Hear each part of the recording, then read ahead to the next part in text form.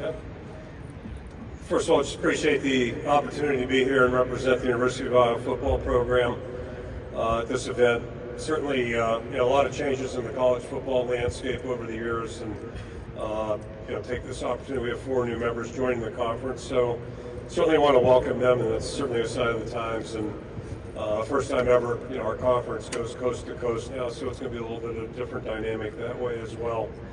So, a lot of changes, portal, NIL, transfers, what have you. And certainly there'll be more coming. Next couple of years will be really interesting to see. So I think, the biggest takeaway is it's like always, you just have to embrace, change. It is inevitable. That's part of what we do, certainly, and certainly is part of college football right now. And the other components try to look for opportunity as it fits your program, wherever it is that you are. So, that is what it is. I think the best thing about what we do, the basics haven't changed. And the single best part about coaching is being around good people, whether it's the young people, most importantly, you get to work with, or the staff, support staffs, all those different groups, and kind of come together and have a chance to work for common things. And that's really what makes this so enjoyable. And, it's special, it's challenging, and then hopefully it's rewarding as well. And I can certainly say it has been. So as we look forward right now, our 2024 team, it's first obvious takeaway, we have a very sizable senior class, usually big class that way, and the COVID exemption added to that certainly back in January, had a lot of guys choose to come back. I think we have a good leadership base with our football team based on the work they've done thus far. And as we get ready to head into camp next week, we're healthy overall, and that's certainly a positive also. So the key thing right now, just like it is every year, is what kind of growth can we demonstrate throughout the month of August, and then certainly as the season goes on as well. Just in a nutshell, defensively, we're about as veteran as I can remember. A lot of good players back, and a lot of guys that have done a great job. And like every other team, we expect those guys to be focused on growth and trying to take on new challenges, because it's certainly going to be coming at us. Offensively, certainly a little bit more veteran than we have been, and that's good news for us, especially up front.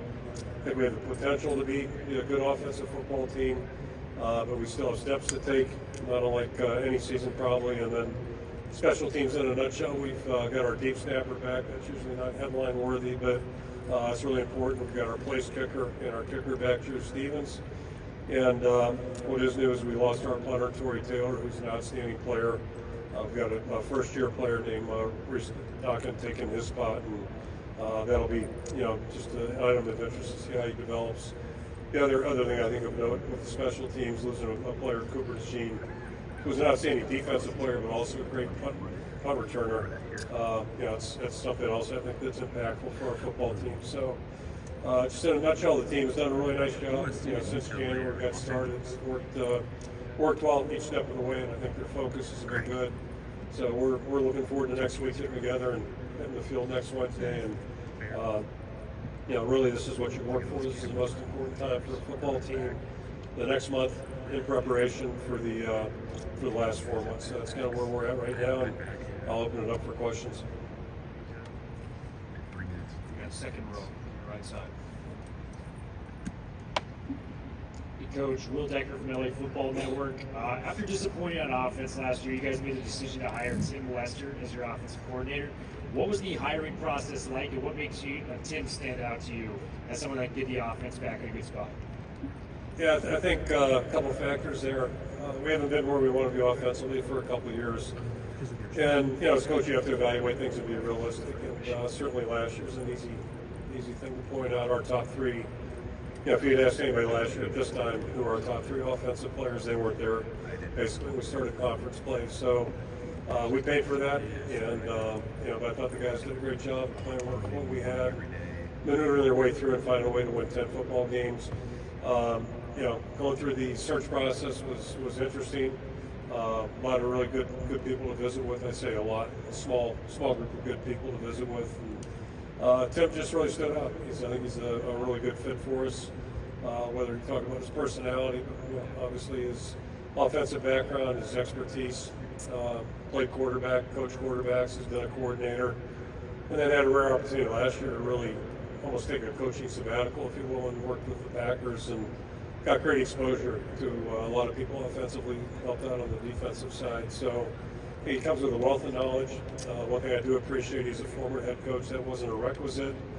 But I also, quickly in the conversation, I think he's got a deep appreciation for how football works, and how offense can complement defense, special teams. Everybody's going to be working in the same, towards the same end. And so that part's all been good. And he's been on campus now since February, very positive, very energetic, good teacher, just a good people person. So he relates well to the staff, the coaches, all the players, and so far so good.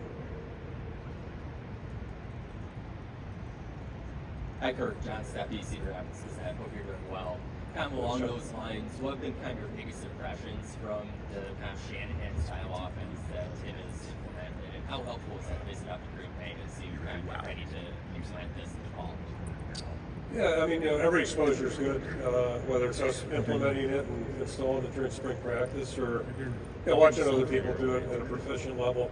And every offense has its different styles and whatever, but really to me, the success in offense still gets down to execution. The guys up front have to block, and the receivers have to block, and then somebody's got to do a good job getting the ball where it's supposed to. And the passing game is the same thing. People have to get open. They've got to make the tough catches, and quarterback's got to be able to deliver. It all starts with protection. So it's not like you're inventing anything. It's going to be a little bit different, certainly, and I think our players really took to it quickly. I went through a similar thing in 1996, I guess it would have been. We moved to Baltimore. Ted Marchibroda took over the offense for us, and my takeaway from that was the players learned a lot faster than I did. I was the only guy that was stumbling on things that were in my memory bank. The players just moved on pretty quickly, and it's kind of been that way this way too. So it's been a good transition, but all that being said, we've got a lot of work to do in the next 4 weeks. I'll move it back left. Hey Kirk, Chad Leistiko, Des Moines Register. Cade McNamara seems to be fully recovered from the torn ACL. He says he's 100%. I guess as you go into fall camp, and then you also got Brendan Sullivan here, Big Ten starter. So as you go into fall camp, do you view Cade as your definitive starter, and if so, why? Well, I do. I mean, we played against him right here on this field a couple of years ago in December, and got to see him that entire season on film. So we have great respect and admiration for him as a player and competitor. Unfortunately, for our fan base and media, none of you guys have seen him play full speed, thus far in an Iowa uniform. So I'm eager to see him, perform for us this year. Nobody's more eager than he is, and hopefully he's not too eager. The good news regarding the injury, I've told a couple of people already today, back in the 80s, ACL injuries could be unpredictable. No surgery is routine anymore, but fortunately, 30-some years later, the advances in medicine, ACLs, players come back from them all the time without issue. And we anticipate that for Cade. I know he's eager to go, and eager to see Brendan too in practice. It'll be fun to work with him. He's been really impressive in the summer program, and a very competitive guy. He's been impressive in a lot of ways, and it seems like he's transitioned really well to Iowa City. So, we're eager to see all of our guys out there, but the quarterback position will be something to note for sure. First row on your right side. Coach Lane here, just stay alive, Power 5. How you doing today? Good. How about you? I'm doing all right. Good to see you again. Likewise. So to follow up on what you were talking about with Tim Lester, can you go more in depth on his relationship with the quarterbacks on the roster and the impact that he's had on the offense as a whole in the short amount of time he's in there? Yeah, it's hard to judge impact because we haven't played anybody yet, but see a lot of positive things. And, not to oversimplify things, but I've been in Iowa now, it's my 35th year coming up. Going back to the 80s, I think one common theme, when we play well up front and we get good quarterback play, we got a chance to become a good offense. That's kind of been a common denominator. And we haven't had that opportunity the last couple of years. I think we're finally in a position where maybe that is realistic, and we're certainly hopeful we'll know more here in a couple of weeks. But Tim's fitting really well. He's again, high energy guy. He's got really, I think, a good grasp of what he wants to do, a good vision of where he wants to go, and he's been very interactive with everybody on the staff in terms of, what do you think, what do you guys see, all those types of things. And to me, that's the quality of a good coach and a good leader. He's certainly in a leadership role. So His transition's been very, very seamless. It's been very natural. And again, he's a player, just from my observations, or a coach that players tend to gravitate towards. And then he did play the position. He's coached it for a long time, so he does have a level of expertise in the quarterback spot that's, I'm not saying he's right or wrong with his opinions, but I'm just saying he's firm on what he believes. And he's been pretty successful. So the players have really jumped in full bore with him, and that's what you hope to see as they get any coaching. Your right side, Coach. Coach Adam Jacoby, Hawkeye Beacon. Thanks for your time today. Sticking with the QBs, the depth chart that was just released had McNamara, then Linus, then Sullivan. Would you say that's still a pretty fluid situation, 1 through 3 quarterbacks at this point? Yeah, I'd say everything's fluid right now. Hopefully it won't be in the fall, but right now everything's fluid. And we could have listed Brandon too. He hasn't put a helmet on yet for us, so when we see him on the field, then maybe he'll be in competition with the other 3 guys. But, I expect it to be 3 guys competing. And Cade obviously has got more experience than any of them. He's had more demonstrated success. It gives him a huge advantage. But all 3 guys will compete. It's the same way at every roster spot right now. We don't have anybody that's had, nobody's just entitled to positions. It just doesn't work that way. On your back left, Coach. Hi, Kirk. Scott Dockerman with The Athletic. Wanted to ask you about tight end Luke Lachey. You've had a good reputation of developing a lot of NFL tight ends.